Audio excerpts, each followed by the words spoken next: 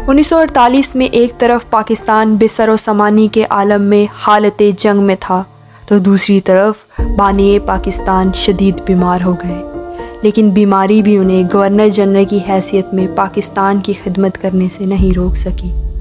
कायद-ए-आज़म के दौरे हुकूमत में पाकिस्तान की मुश्किलात बेपनाह थीं, मगर हौसले फिर भी जवान थे। इस दौर में माली मुश्किलात के साथ 70 लाख मुहाजिरीन का इजाफी बोझ भी पाकिस्तान के कंधों पर आ पड़ा था।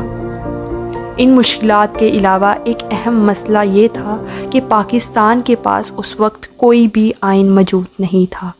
चनाचे 1935 के बरतानवी आइन को ही मामूली तब्दीलियों के साथ पाकिस्तान में नाफिज कर दिया गया। पाकिस्तान 30 सितंबर 1947 को अक़वाम मुत्तहदा का रुकन बन गया और सबसे पहले पाकिस्तान को ईरान ने तस्लीम किया और सबसे पहले झंडा लहराया गया पाकिस्तान का फ्रांस में। लेकिन एक बात जिसे शायद बहुत कम लोग जानते हैं वो ये कि जब पाकिस्तान अक़वाम मुत्तहदा का रुकन बना तो दुनिया में सिर्फ़ एक मुल्क था जिसने पाकिस्तान को तस्लीम करने से साफ इनकार कर दिया, और वो मुल्क था बरादर इस्लामी मुल्क अफ़गानिस्तान। तो ये थे हालात जिनमें कायद-ए-आज़म को इंतहाई ख़तरनाक हालत में बलूचिस्तान के शहर ज़ियारत से कराची लाया गया।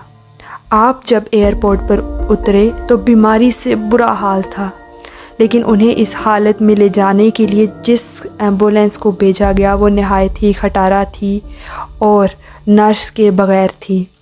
और उस पर एक और सितम हुआ, और वो सितम ये कि एम्बुलेंस जो कायद-ए-आज़म को लेने के लिए गई थी वो रिहाइश गाह पर पहुंचने से पहले ही ख़राब हो गई। और फिर जब दूसरी एम्बुलेंस मंगवाई गई तो उस दौरान 1 घंटा गुज़र चुका था।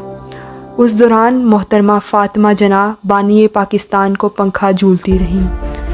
इस सवाल का जवाब आज तक किसी के पास भी नहीं है कि ख़राब एम्बुलेंस भेजना एक साजिश थी या एक बेसरो सामानी से लड़ती रियासत में कम्युनिकेशन के गैप की वजह से हुआ। ऐसा भी कहा जाता है कि कायद-ए-आज़म की आमद के बारे में लियाकत अली ख़ान आगाह ही नहीं थे, और ये उज़र भी पेश किया जाता है कि उस वक्त पूरे कराची में सिर्फ़ 2 एम्बुलेंसेस थीं, जिनमें से एक को कायद-ए-आज़म के लिए भेज दिया गया था। हो सकता है ये कम्युनिकेशन की ही गलती हो, लेकिन बहुत से लोग आज भी इस बात को समझते हैं कि ख़राब एम्बुलेंस भेजना ये एक सोची समझी साजिश थी। कायद-ए-आज़म जब घर पहुँचे तो बीमारी से बुरी तरह निडाल हो चुके थे। आखिरी वक्त में उनके साथ उनकी बहन मोहतरमा फ़ातिमा जना और एक मौलज के सिवा कोई भी मौजूद नहीं था। वहाँ पर मौजूद लोगों के मुताबिक कहा जाता है कि उनके आखिरी अल्फाज थे, अल्लाह पाकिस्तान। उन्होंने ये कहा और फिर अपनी जान आफरीन के सुपुर्द कर दी। कायद-ए-आज़म के जनाजे में 6 लाख लोग शरीक हुए और कायद-ए-आज़म की वसीयत के मुताबिक ही उनका जनाजा अल्लामा शबीर अहमद उस्मानी ने पढ़ाया और ख्वाजा नाज़िमुद्दीन को पाकिस्तान का दूसरा गवर्नर जनरल नामज़द कर दिया गया। शुक्रिया।